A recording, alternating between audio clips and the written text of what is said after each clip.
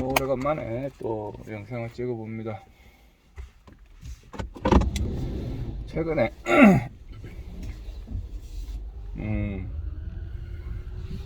저를 또 이제 심적으로 힘들게 하는 일들이 또 발생을 했어요. 생각보다 되게 자주 있죠, 심적으로 발생하는 일들이. 근데 그런 일들은 매번 생겼다 없어졌다 생겼다 없어졌다 합니다.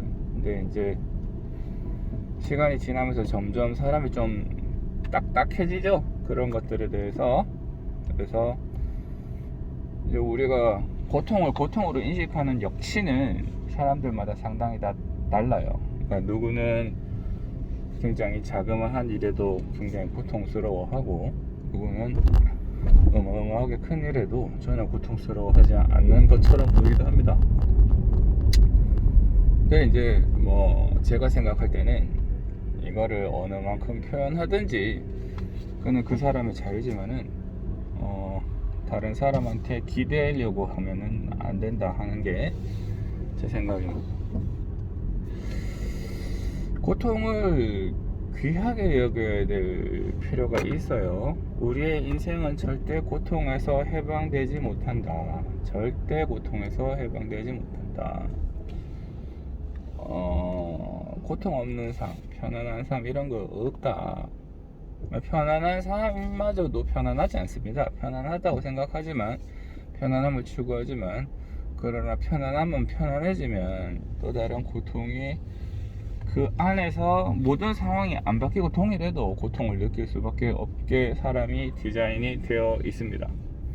그래서 고통을 느끼는 그 감각은 굉장히 주관적이고, 그렇기 때문에 우리가 고통에서부터 해방되려고 하면 안 된다. 그러니까 그런 삶은 없다. 고통은 항상 자기의 인생과 같이 따라다닌다. 네, 그렇게 보시면 되겠어요. 자, 우리가 운동을 합니다. 운동을 할 때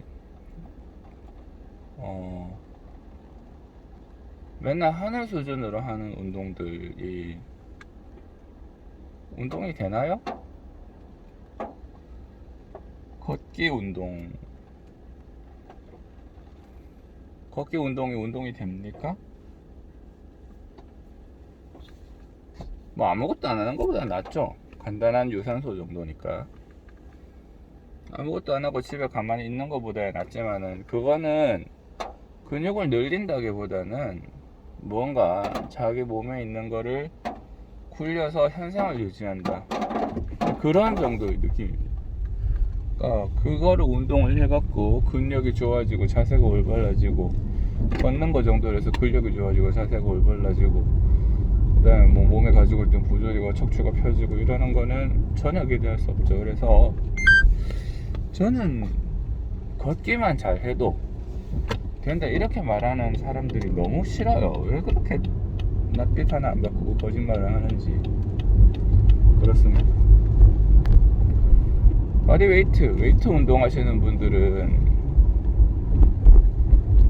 저강도로 계속 반복되는 훈련들에 대해서 대단히 경계를 합니다. 이러한 운동들은 오히려 근손실을 유발할 수 있다고 얘기를 해요. 실제로 맞는 말입니다. 그래서 지루하게 반복되는 모든, 그러니까 뭐라 그래야 될지, 그런 말이 있죠. 오랜 시간 동안 반복되는 모든 행동들은 삶과 신체를 파괴한다. 네, 그런 말이 있습니다. 달리기 같은 거, 걷기는 말할 것도 없고요. 달리기도 그래요. 계속 이런 식으로 달리면은 관절에만 안 좋죠. 근력 이런 건 대단하지 않고요. 저강도로 이렇게 통통통통통통 뛰는 것들 있잖아요. 이러한 것들은 몸에 스트레스를 주지 않는 선에서 행해지는 모든 것들은 대단한 운동이 되지 않습니다. 솔직하게 대단한 운동이 되지 않습니다. 왜 그건 설거지 하는 것도 운동되지, 화경 걸레질 하는 것도 운동이 되지. 그렇습니다. 이러한 운동들은 근력을 사용하지 않고 인대랑 관절을 위주로 사용합니다. 그래서 저강도 운동, 이 사람한테 그러니까 반복적으로 이루어지는 저강도 운동들은 별로 도움이 되지 않는다. 필요하기는 한데 이게 내가 운동을 하고 있다 뭐 이래 얘기할 만큼 되잖아. 유산소 운동이 그래서 사실은 별로 안 좋아요. 유산소 운동이 뭐 되게 좋은 것처럼 얘기를 해도 무산소 운동, 근력 운동 이런 것들, 그러니까 자기의 한계에 도전하는 근력 운동들, 이런 것들이 반드시 필요합니다.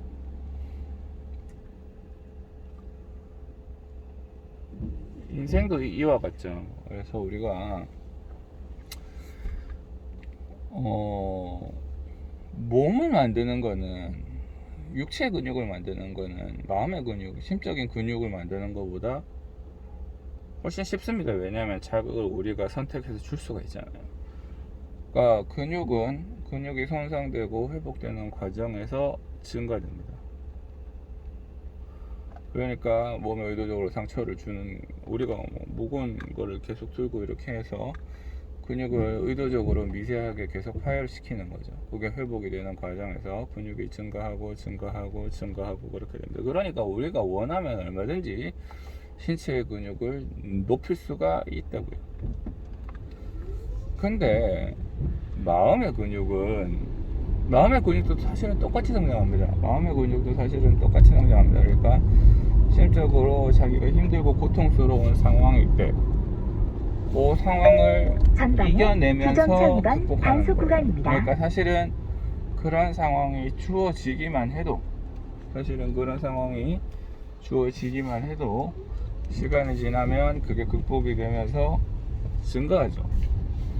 마음의 근육인 심근이라고 표현을 하겠습니다. 심근이 증가하죠. 그런데 마음을 고통스럽게 하는 일이 잘 발생하지 않아요. 잘 발생하나? 그러니까 이거는 우리가 원하는 순간에 원하는 대로 탁탁탁 하고 발생하지 않습니다. 그게 문제예요. 그리고 이러한 심근들은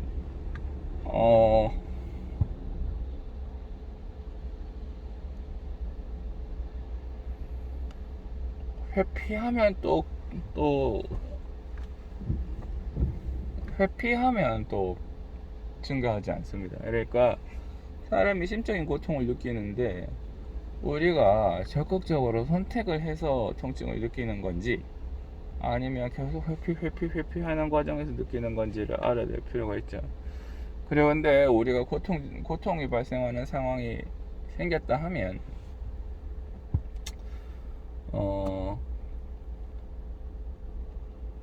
일단 이러한 류의 자극들은 굉장히 귀한 것이다.